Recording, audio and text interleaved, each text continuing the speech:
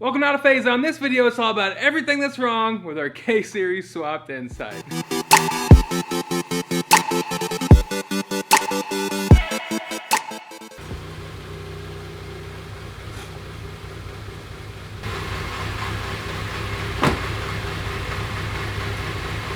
So the idle on the VTEC killer setup is actually sounds pretty cool. You guys want to hear it? So one of the things that's probably not the most important but really bugs me is the engine bay on the inside. So let's take over and pop a peep, and then we'll move pop a peep. What? I don't even know what pop a peep means. Here's the engine bay on the inside. It looks like, you know, that engine came from the factory from here, right? It's got some great parts on it, some good swap parts, but what really bugs me, the air intake temp is basically zip tied to the air filter. So basically what we're going to do is, well, eventually we're going to make a cold air intake, fix that so it actually plugs in, you know, to the actual 3-inch piece of aluminum that we're going to make. And so this will look a lot better. There won't be a giant void here. So that is the one thing that really bugs me in the engine bay that we need to fix. Also, this random just piece is missing, and I'm going to try it, probably either patch that or source another factory one and you either paint it silver or get a silver one. I don't know if they did that when they put the engine in maybe, but I don't really think it's needed. So we're definitely going to you know, patch that or put a new one on it. And besides that, that's all that we need to address in the engine bay. Well, besides the fact that it's a K20A3. But hey, it's still going to be fun. See it from above or below, but this line right here for our AC is actually cut. It also bugs me that the crankcase ventilation is just kind of hanging out, so I think we need to put one of those cool little mini filter guys on there like the Honda boys do. It's like 100 degrees here in the garage. Way too hot, I feel like. I'm ready for fall, man. But all kidding aside, the next thing that's kind of wrong with the K-side is the transmission. We knew that we were going to Pennsylvania. There was issues with second gear. After driving it back like, what, 1,600 miles or whatever it was, I think second gear is fine. But the problem is that fifth pops out randomly, you know, especially going up hills and stuff. Oh, there it went. But the main reason we really want to switch out the trans, there's no LSD, and the final drive in the Type S RSX 6-speed is just, it's way too short. RPMs are way too high on the highway, especially, you know, if I want to be daily driving in this. Daily driving? I can't talk today. Anyway, so we knew we needed to fix the trans anyway, so we went ahead and changed the final drive to a 4.1 and went ahead and threw an LSD into it. I had a local friend do the rebuild. I'm excited to get that trans in. I actually bought the transmission out of Vegas from another fellow K-Series Insight owner slash builder. This one's definitely going to be coming out. Probably going to sell it because, like I said, there's really nothing wrong with it besides fifth gear, and it has new third and fourth gear carbon fiber synchros. So, but the reason I wanted to buy a new trans is because, knowing me, I take the engine and transmission out. I'm going to find other things to redo, like the brake lines, and you know, it's just going to be a snowball. I might as well paint the engine bay while I'm there. And so I figured it'd be good to have a trans sitting to the side that I can just swap into it and not be down a bunch and kind of it turn into the Nova where I just keep snowballing stuff, and before I know it, I got another massive yearly project car, which we don't want. The in-factory and rebuild parts were bought from our friends at Revline. Those dudes absolutely rock. As you can see, we definitely have an oil pan leak. The third thing is that the tires that came on these were actually takeoffs from a vehicle that they raced on a road course or something like that, and there was just a ton of tarmac slash tar slash material from the racetrack, and anything past 70, the whole car kind of just shakes.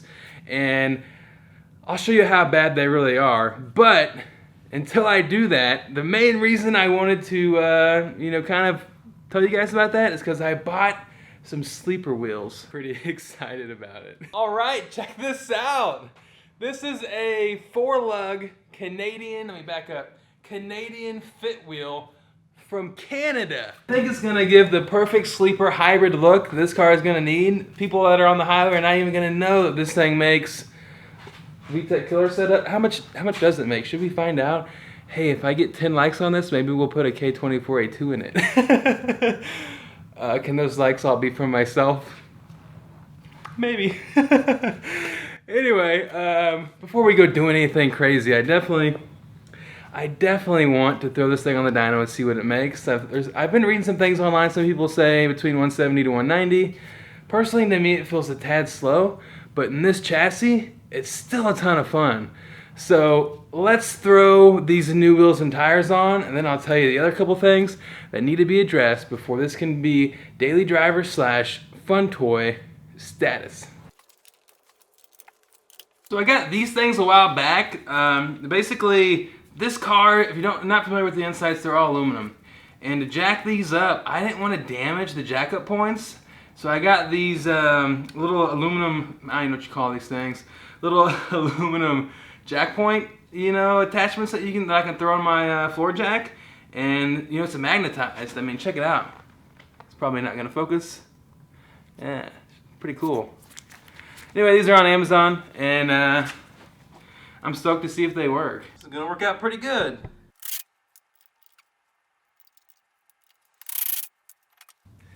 All right, off with those.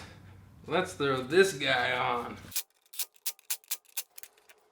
I definitely love burnouts just as much as the next guy, but it looks like that's how they cleaned off the front tires. Check out how bad these rear tires were. That is definitely probably giving a lot of my road noise and vibrations on the highway. These were the ones that were on the back tires. And another thing that kind of bugs me about these is the inside barrels used to be painted red. And I'm kind of a picky fella, so I'm definitely going to be changing up. Glad I'm changing up to more of a sleeper setup and getting these tires off of here. She's going to drive like a Cadillac. I don't know how well you guys can see this, but I get a noise when I turn right. And I checked this out on a lift also, and I believe that when you turn, the exhaust is moving and it's hitting the spring. But I think eventually, as you can see, that's going to clearance itself out. So send it. Guys, these wheels look really, really good. I'm stoked how this thing looks. Factory Honda wheels just hit differently. This is going to be an ultimate sleeper with these wheels. The last thing that's really wrong with this car, the swap was done right, everything. The thing runs and drives absolutely amazing. Obviously, we made it from Pennsylvania. When you let this thing sit for a while, it gets locked in gear when you start the car. So we're gonna bleed the slave, and hopefully bleeding the clutch helps. If not, this might be a pressure plate issue, which is fine because we're going to be putting that new trans in it anyway. So we can go ahead and put a new clutch, flywheel, and all that jazz in it, and everything will be fresh as can be. So before we go and drive, I'm going to do that. Of course, we're going to stop and see these wheels in the sunlight, see what it looks like, and then we're going to go for a test drive, see if that fixes it. And I believe that might be everything that's wrong with old Penny the K-side. That's right, we named her Penny. I'm going to get to work. I'll see you guys outside. All right, here we go. Tripping through all the gears. Oh yeah. I think bleeding the clutch should fix this thing, man. Let's go for a drive.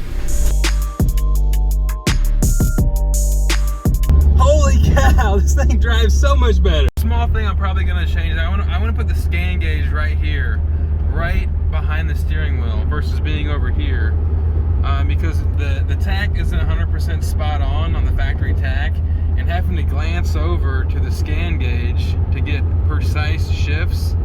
It's not, I mean, a lot of times I'm short shifting, to be honest with you. And I think right here, it would just be a ton better. And plus I know a few other guys, K-side guys that have it there, and it seems to work really well. So add another thing onto the list that I'm definitely gonna do. Previous owner put this Garmin in, and it's not needed for nowadays, and kind of when you're trying to use the sun visor, it's kind of in the way. So this is one of the things I'm definitely going to be taking off and just putting a regular visor back on it. Man, it is just nice to be cruising this thing again. I really need to get the AC fixed, because man, I get toasty in here. I don't know how good the sound is with the windows down, so this will be a little sound check, after the video, just to see how well this thing does. And curious to see how I look on the side angle. I'm sure I look like I gained 50 pounds, but hey, I like ice cream and tacos, so ain't nothing wrong with that. So if you watch this towards the end, what do you think I should do with this thing? Keep it as is, throw it on the dyno, see what the VTEC killer setup makes. Should I put a K24A2, keep it in A, or should I just go crazy and hopefully it not be unreliable and we throw a turbo on the current VTEC killer K20A3 setup? I feel like everyone says this thing should make around 180 to 190 to the tires, but man, to me it just feels, it's don't get me wrong, it's a ton of fun, but it just feels slow. Let me know in the comments. Thanks for watching. I'm gonna go drive this thing. We'll see you on the next one.